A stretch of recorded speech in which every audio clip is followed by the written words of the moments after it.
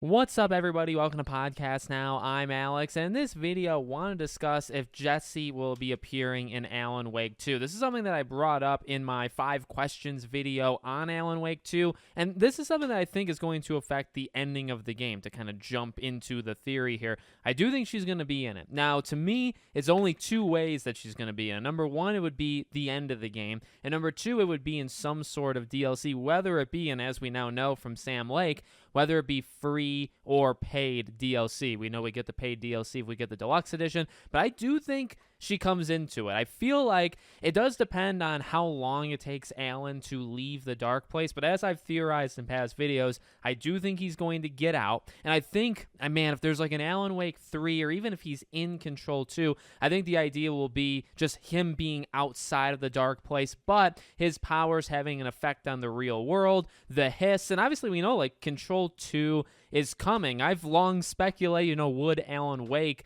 appear in Control 2? Because we kind of know Remedy's long-term plan, and, it took them so freaking long to get Alan Wake 2, right? I don't think it's going to take them 13 years to get a third game, but in the short term, we know there's no, immediate plans for an Alan Wake 3. Maybe they say something after this game comes out, but if not, then you would imagine Control 2, right? That's the next massive game, and that's the next massive Remedy-connected universe game. So, again, what does this all mean? Well, I do think you're going to connect the 2 big games. Alan Wake is their baby and the thing that they obviously pushed for so long, but Control really pushed the idea that these events happen not all the time, but they're not just at Bright Falls, right? There's these kind of events that happen all over the place, the hiss, etc., and there's a bureau, right, to kind of handle it. So I have to imagine you're not going to have Alan Wake 2, a big game coming off of Control, which really pushed their connected universe forward. I find it very hard to believe that you'd have Alan Wake 2 come out and you wouldn't try to directly connect them. Now,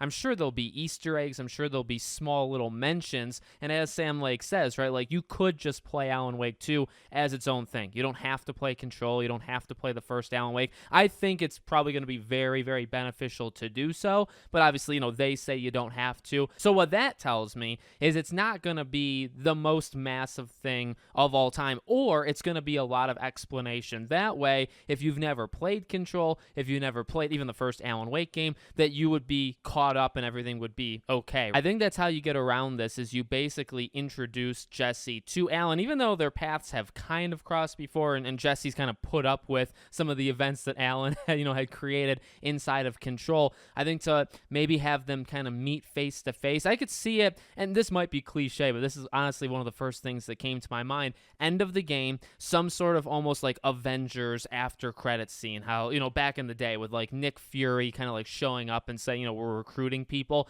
kind of like that, where Alan is out, everything of the main game, right? You don't have to play Control, so everything's kind of isolated. You play Alan Wake, it all ends, and then either at the very end of the game or in the DLC, you have Jesse come in to kind of introduce herself and introduce kind of this larger world where Alan was kind of a smaller, even though Dark Place is kind of gigantic and never ending, to kind of combine them and to have her kind of introduce herself. I think that's a perfect, although cliche, I mean, we have seen that kind of stuff before, but I think that makes a lot of sense to not make it too overbearing on players, because again, it's not going to be the main focus. Control and what she does is not the main focus of Alan Wake 2. So just to kind of have her pop up, tell Alan, hey, here's who I am, here's what I do, and here's some stuff you might have missed, right? Here's kind of this bigger world that you might not be aware of. I think that makes a lot of sense to do something like that. You could potentially even do some sort of DLC thing where she comes in and you literally play as her, maybe. I mean, that would be kind of an interesting idea. You playing as her, kind of cleaning up the events of Alan Wake 2, where again, Alan goes home.